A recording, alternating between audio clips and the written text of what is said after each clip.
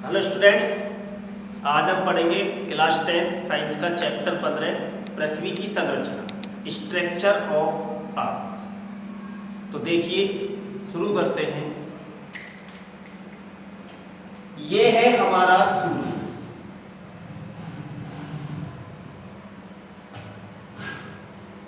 और ये है पृथ्वी।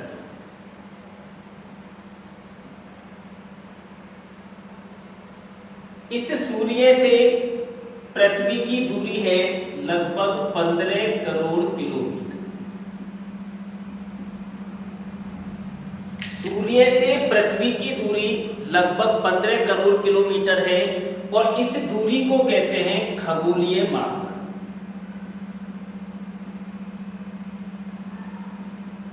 इस दूरी को खगोलीय मात्रा कहते हैं, अर्थात सूर्य से जो पृथ्वी की दूरी है वह दूरी खगोलीय मात्रा कहलाती है।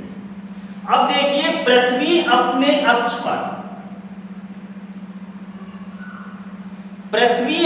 अक्ष पर घूर्णन करती है।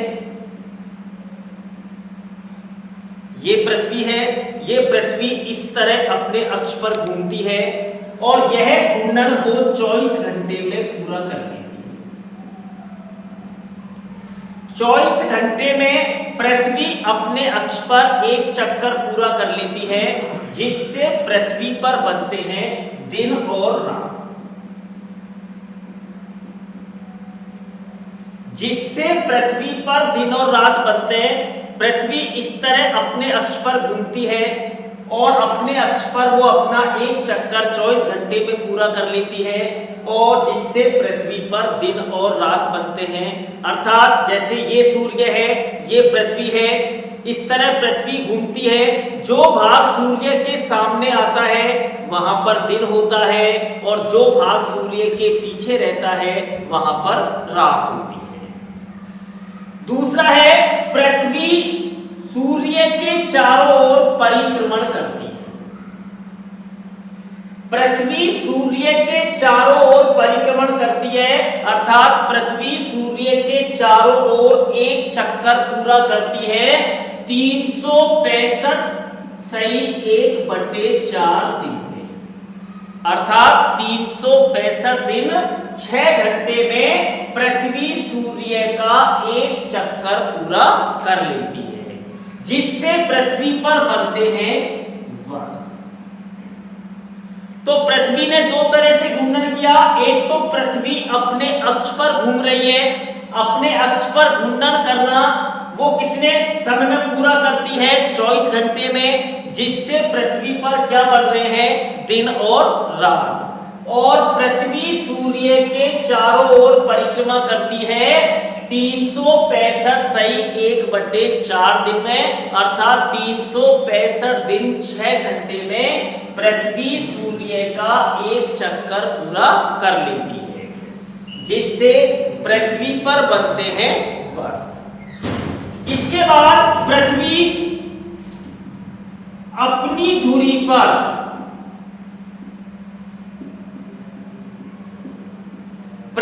अपनी धुरी पर 23.5 अंश झुकी हुई है।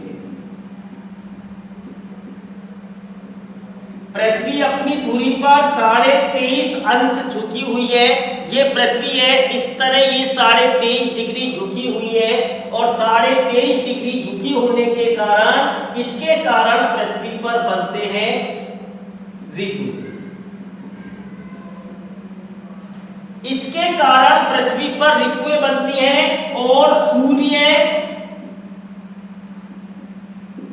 6 महीने उत्तरायण व 6 महीने दक्षिणायन होता है।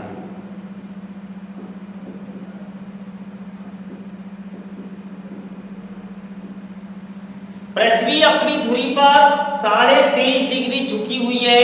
इस 23.5 डिग्री झुकी होने के कारण पृथ्वी पर बनती है ऋतुएं, और इसके अलावा सूर्य 6 महीने उत्तरायण और 6 महीने दक्षिणायन होता है।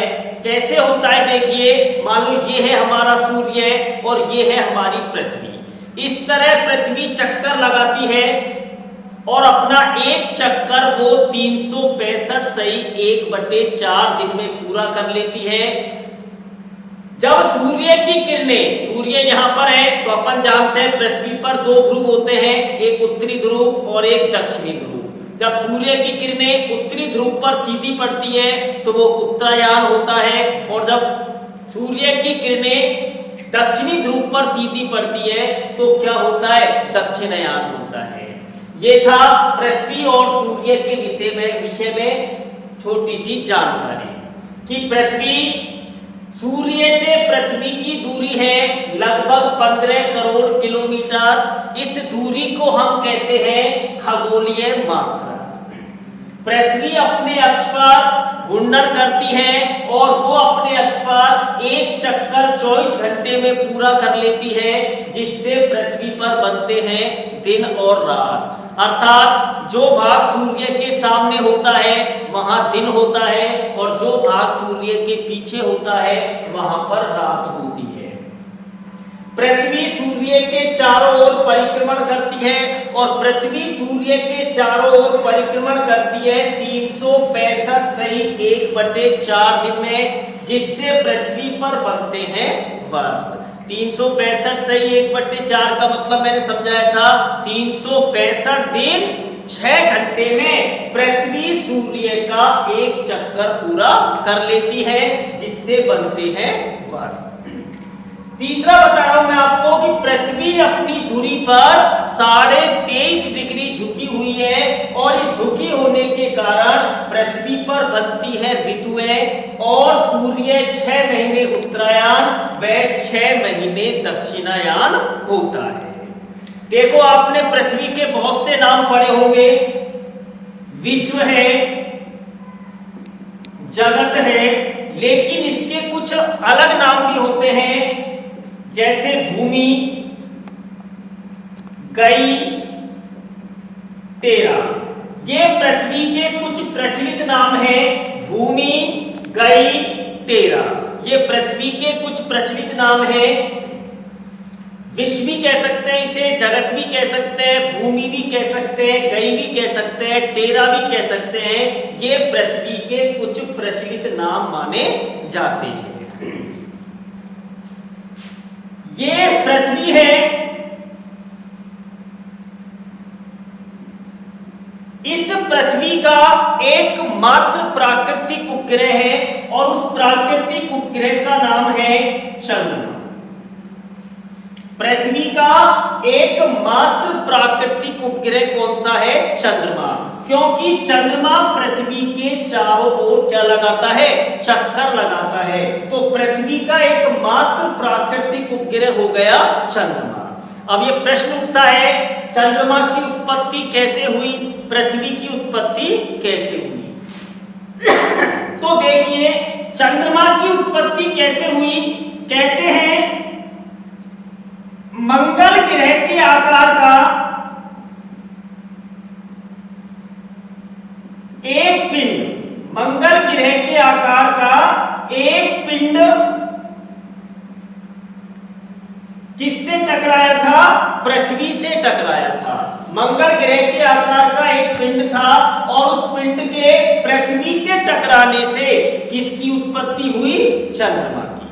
मंगल ग्रह के आकार का एक पिंड पृथ्वी से टकराया था, और उस पृथ्वी से टकराने के कारण किसकी उत्पत्ति हुई?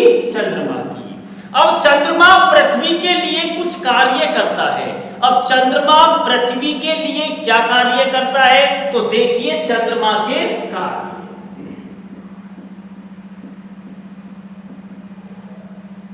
नंबर 1, पहला कार्य क्या हो गया चंद्रमा का? नंबर 1 हो गया चंद्रमा की आकर्षण शक्ति के कारण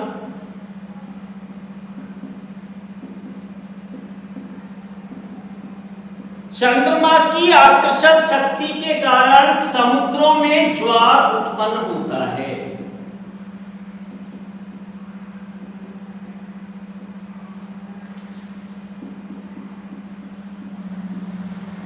चंद्रमा की आकर्षण शक्ति के कारण समुद्रों में ज्वार उत्पन्न होता है। ज्वार क्या होता है? ज्वार होता है समुद्र के पानी का चढ़ना, ज्वार कहलाता है, और समुद्र के पानी का उतरना भाटा कहलाता है। तो ये किसके कारण होता है? चंद्रमा की आकर्षण शक्ति के कारण। नंबर 2, चंद्रमा पृथ्वी के ठीक झुकी होने में मदद करता है।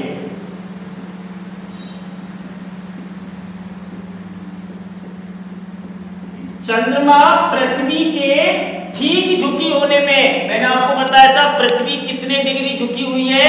23.5 डिग्री झुकी हुई है, और इसकी झुकी रहने में मदद कौन करता है? चंद्रमा करता है। तीसरा, चंद्रमा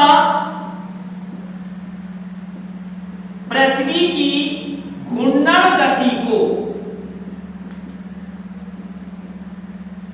धीरे करता है। ये पृथ्वी की उत्पत्ति जब हम पढ़ेंगे, पृथ्वी की उत्पत्ति कब हुई, कैसे हुई, तो उसमें पढ़ेंगे कि घूर्णन गति को धीरे कैसे किया। अभी अपन को सिर्फ इतना याद रखना है कि चंद्रमा पृथ्वी की घूर्णन गति को धीरे करता है। और चौथा पॉइंट हो गया, चंद्रमा रात्रि में शीतलता और प्रकाश प्रदान करता है।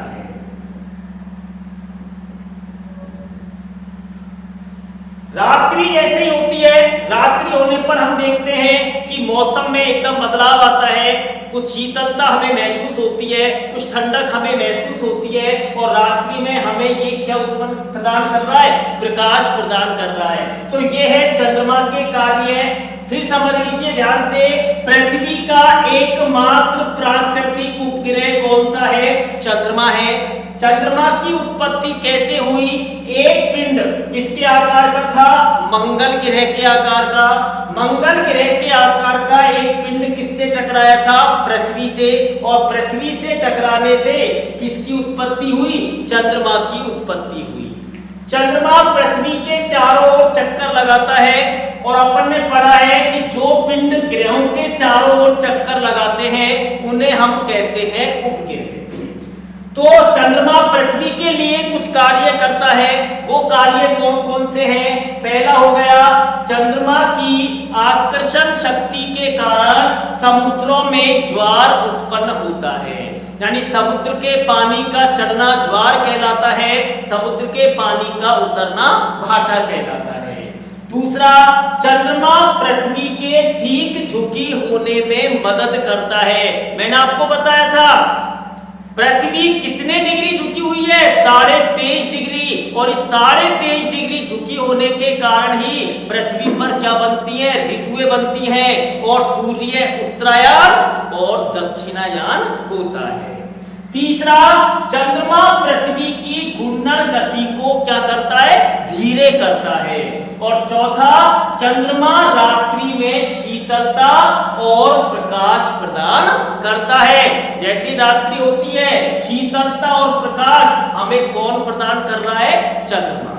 तो ये है चंद्रमा की उत्पत्ति और चंद्रमा के कार्य। पृथ्वी की उत्पत्ति। पृथ्वी की उत्पत्ति कब हुई? पृथ्वी की उत्पत्ति कैसे हुई? इसके बारे में अनेकों वैज्ञानिकों ने अपनी अपनी राय दी, लेकिन वर्तमान में जिस अवधारणा को विश्वसनीय माना जाता है उस अवधारणा का नाम है ज्वारीय परिकल्पना अवधारणा। वर्तमान में ये भी 100% सही नहीं है, लेकिन वर्तमान में इस अवधारणा को विश्वसनीय माना जाता है, ज्वारीय परिकल्पना अवधारणा को। ज्वारीय परिकल्पना अवधारणा में क्या है? ये है सूर्य। इस परिकल्पना में बताते हैं कि एक तारा या पिंड सूर्य के पास से गुजरा था। एक तारा या पिंड किसके पास से गुजरा था? सूर्य के पास से गुजरा था, और सूर्य के पास से गुजरने के कारण क्या हुआ?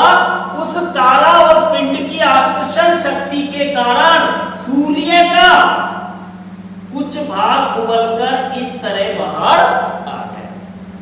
सूर्य का कुछ भाग उबलकर इस तरह बाहर आ गया और बाहर आकर ये सूर्य से अलग हो गया और अलग होने पर किसका निर्माण हुआ? ग्रहों का निर्माण हुआ। ग्रहों का निर्माण हुआ। एक तारा सूर्य के पास से गुजरा था, उसके आकर्षण बल के कारण सूर्य का कुछ भाग उबलकर इस तरह बाहर आ गया और बाहर होने पर यह किसमें बट गया? ग्रहों में बट गया। तारे तो अपने रास्ते चला गया, लेकिन सूर्य का जो भाग उबलकर सूर्य से अलग हुआ था उससे किसका निर्माण हुआ? ग्रहों का निर्माण हुआ। जैसे बुध, मंगल, पृथ्वी, बृहस्पति, शुक्र, शनि, अरुण, वरुण, इन ग्रहों का निर्माण इसके कारण हुआ, जिसमें पृथ्वी भी क्या है? एक ग्रह। इस तरह ये है ज्वारीय परिकल्पना। अब इसकी उत्पत्ति कब हुई? इसकी उत्पत्ति मानी जाती है लगभग 4.5 अरब वर्ष पहले। पृथ्वी की उत्पत्ति लगभग 4.5 अरब वर्ष पहले मानी जाती है। किससे मानी जाती है? सूर्य से, यानी सौर नेबुला से। तो ये तो थी अपनी ज्वारीय परिकल्पना कि एक तारा सूर्य के समीप से गुजरने के कारण क्या हुआ?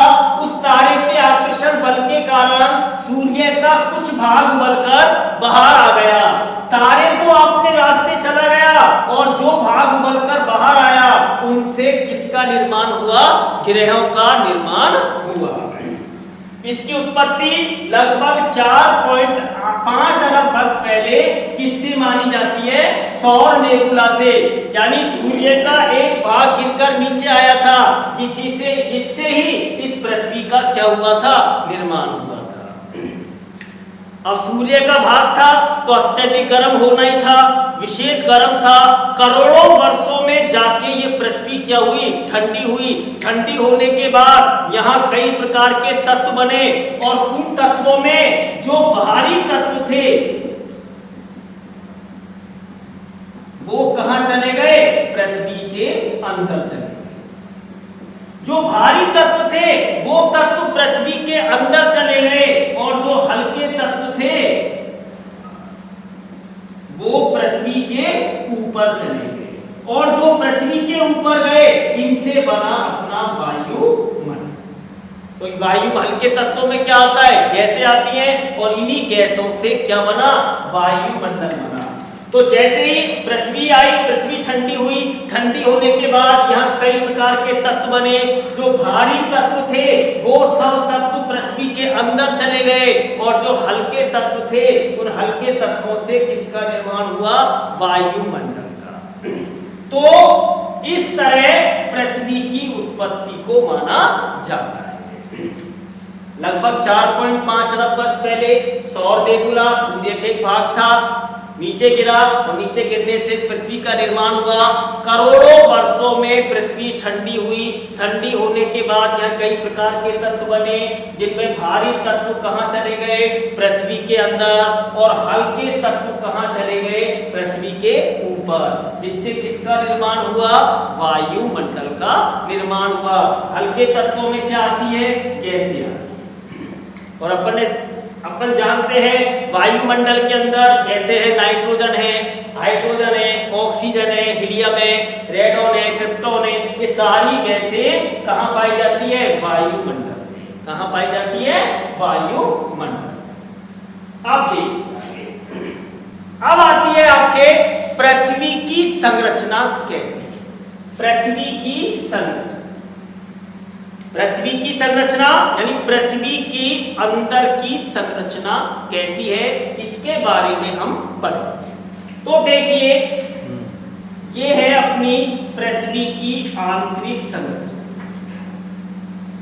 ये पृथ्वी की आंतरिक संरचना है। ये अपनी ठोस भूपर्पटी हो गई जिस पर हम रहते हैं। ये इसका आवरण हो गया, ये बाहरी तत्व, और ये हो गया अंदरूनी तत्व।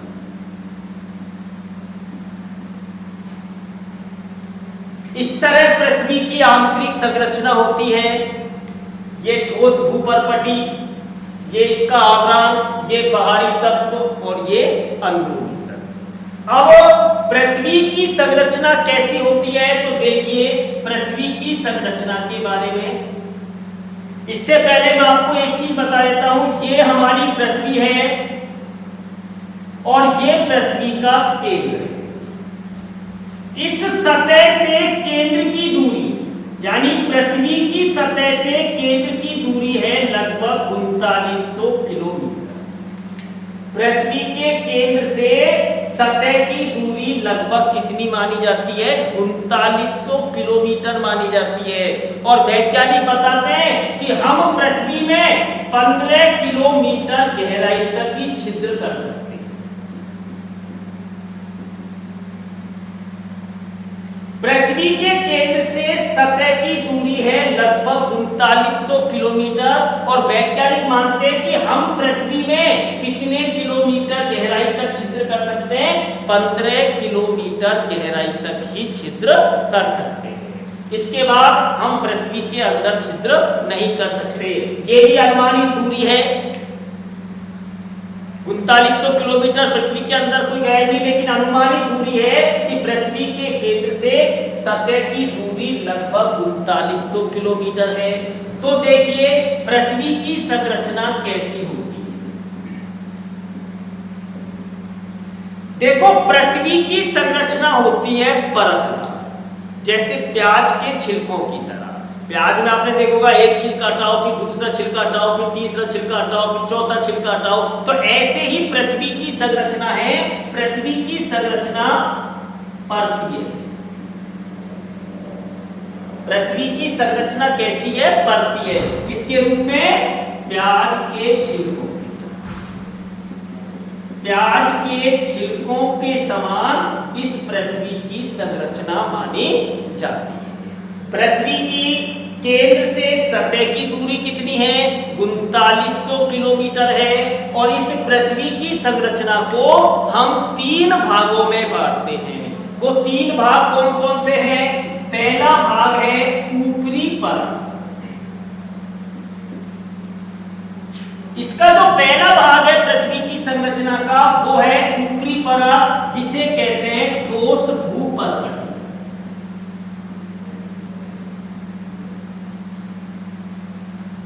ये इसका पहला भाग है। दूसरा भाग है द्वितीय परत, और इस द्वितीय परत को कहते हैं मेंटल। नाम कुछ अटपटा है, मेंटल। तीसरे भाग को हम कहते हैं केंद्रीय भाग, जिसका नाम है क्यूब।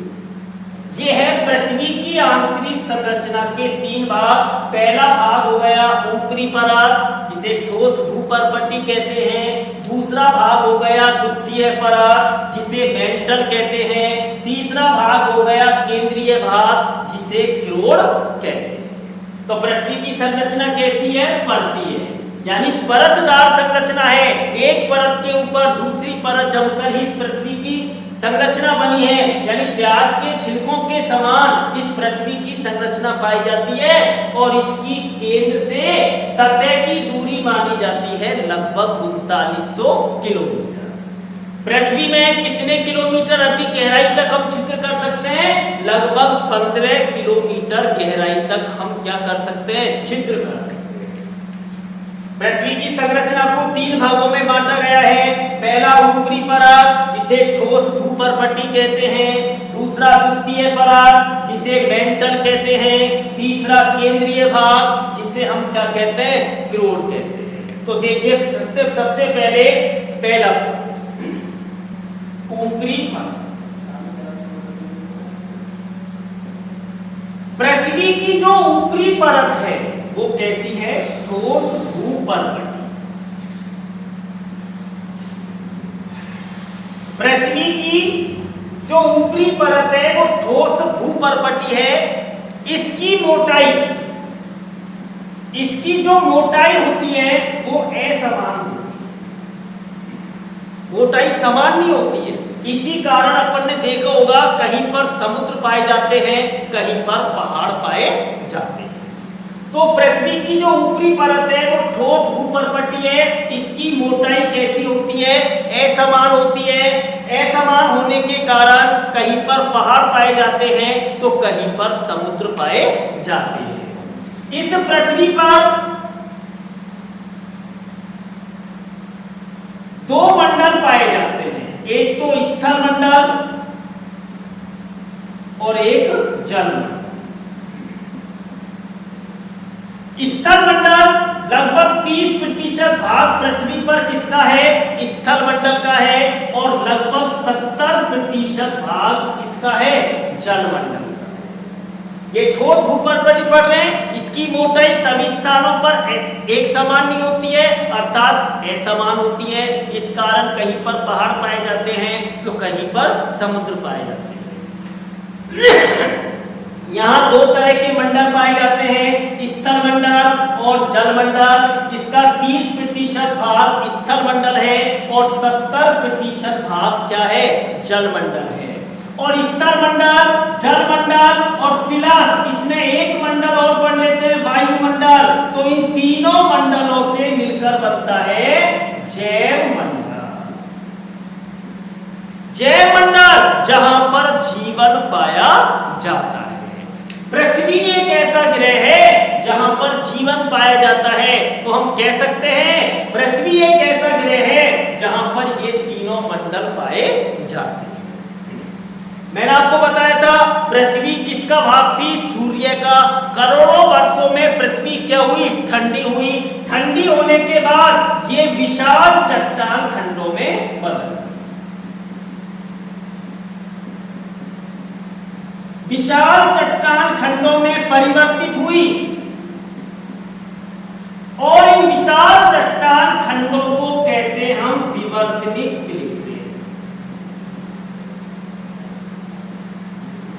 विशाल चट्टान खंडों को हम क्या कहते हैं? विवर्तनिक प्लेटें। और इन्हीं विवर्तनिक प्लेटों पर क्या बसे हुए हैं? महाद्वीप बसे हुए। ये है पृथ्वी की ऊपरी परत। पृथ्वी की ऊपरी परत ठोस भूपर्पटी है, इसकी मोटाई असमान है। इस कारण कहीं पर पहाड़ पाए जाते हैं तो कहीं पर समुद्र पाए जाते हैं। यहाँ पर दो मंडल मिलते हैं, स्थल मंडल और जल मंडल। इसका 30% भाग स्थल मंडल है और इसका 70% भाग क्या है? जल मंडल है। और स्थल मंडल, जल मंडल और वायुमंडल से मिलकर बनता है कौन सा मंडल? जैव मंडल। और इसी कारण यहाँ पर क्या पाया जाता है? जीवन पाया जाता है। करोड़ों वर्षों में पृथ्वी ठंडी हुई। पृथ्वी के ठंडी होने के बाद यहाँ क्या बनी? विशाल चट्टान खंडों में बदल गई। इन विशाल चट्टान खंडों को क्या कहते हैं? विवर्तनिक प्लेटें कहते हैं। और इन्हीं विवर्तनिक प्लेटों पर क्या बसे हुए? महाद्वीप बसे हुए हैं। कहते हैं पृथ्वी पर 29 विवर्तनिक प्लेट पाई जाती है। पृथ्वी पर कितनी विवर्तनिक प्लेटें पाई जाती है? 29, 29 विवर्तनिक प्लेटें पृथ्वी पर पाई जाती हैं। तो ये है पृथ्वी की पहली परत, ऊपरी परत। इसके बाद पृथ्वी की द्वितीय परत। मैंने आपको बताया था पृथ्वी की द्वितीय परत को क्या कहते हैं? मेंटल। मेंटल का दूसरा भी होता है, लेकिन पृथ्वी की द्वितीय परत क्या कहलाती है? मेंटल कहलाती है। इस द्वितीय परत का निर्माण होता है पिघली हुई चट्टान।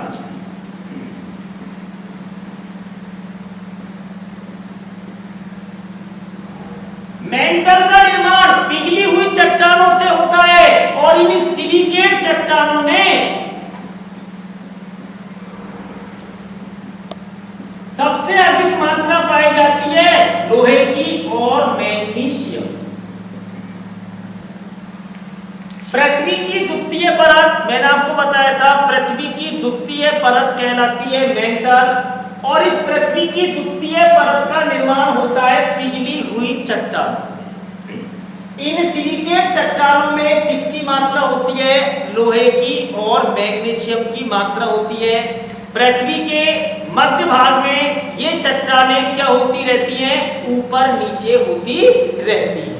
ये है पृथ्वी की द्वितीय परत, जिसे हम मेंटल कहते हैं। और पृथ्वी की तीसरी परत होती है केंद्रीय भाग।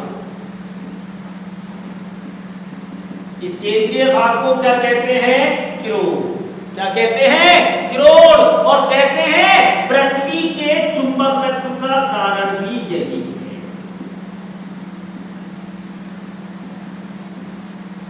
क्वेश्चन पुट कर सकता है, पृथ्वी के चुंबकत्व का कारण क्या है? पृथ्वी के चुंबकत्व का कारण है क्रोड। ये जो क्रोड होता है ये पृथ्वी के अधिक गहराई पर पाया जाता है। क्रोड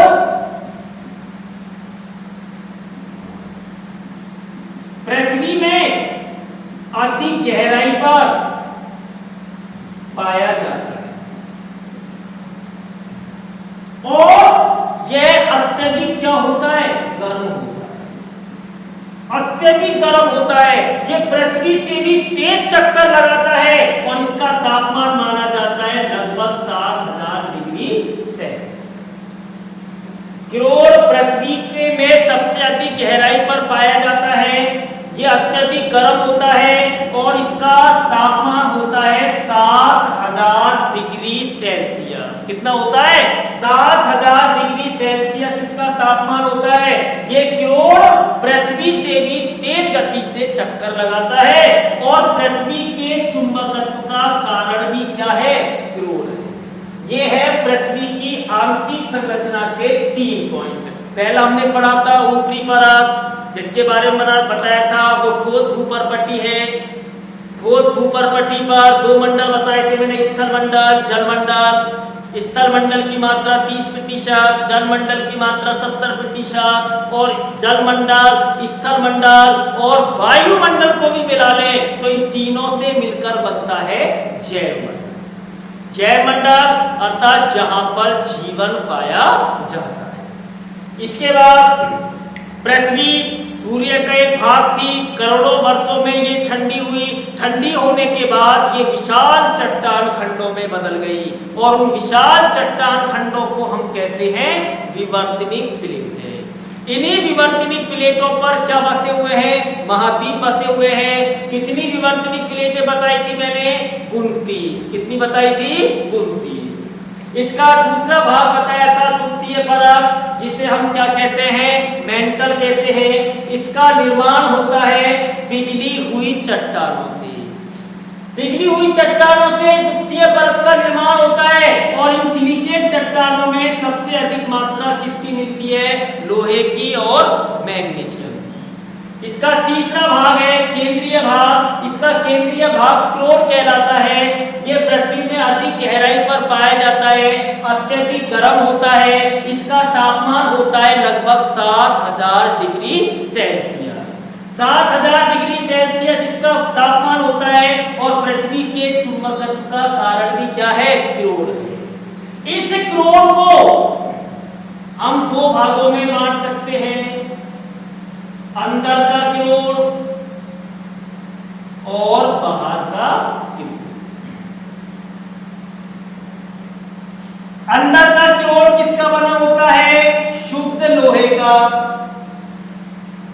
अंदर का क्रोड शुद्ध लोहे का बना होता है और कहते हैं इसके अंदर सोना और प्लेटिनम की मात्रा पाई जाती है। इसके अंदर सोना और प्लेटिनम की मात्रा पाई जाती है। और जो बाहरी क्रोड होता है वो कैसी अवस्था में होता है? तरल अवस्था में बना होता है और इसके अंदर निकल और लोहे की मात्रा पाई जाती है। निकल और लोहे की। तो ये भाग आपको क्रोड में भी लिख सकते हो कि क्रोड के 2 भाग होते हैं, आंतरिक क्लोर यानी अंदर का क्लोर किसका बना हुआ है, शुद्ध लोहे का, और इसके अंदर किसकी मात्रा पाई जाती है, सोना और प्लेटिनम की।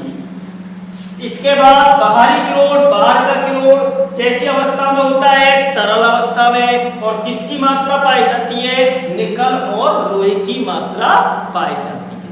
पृथ्वी के चुंबकत्व का कारण क्या होता है, पृथ्वी के चुंबकत्व का कारण होता है क्लोर। तो पृथ्वी का केंद्रीय भाग है ये क्लोर। ये है पृथ्वी की आंतरिक संरचना। पृथ्वी पर कुछ तत्व पाए जाते हैं जिसमें से सबसे अधिक मात्रा में पृथ्वी पर कौन सा तत्व पाया जाता है,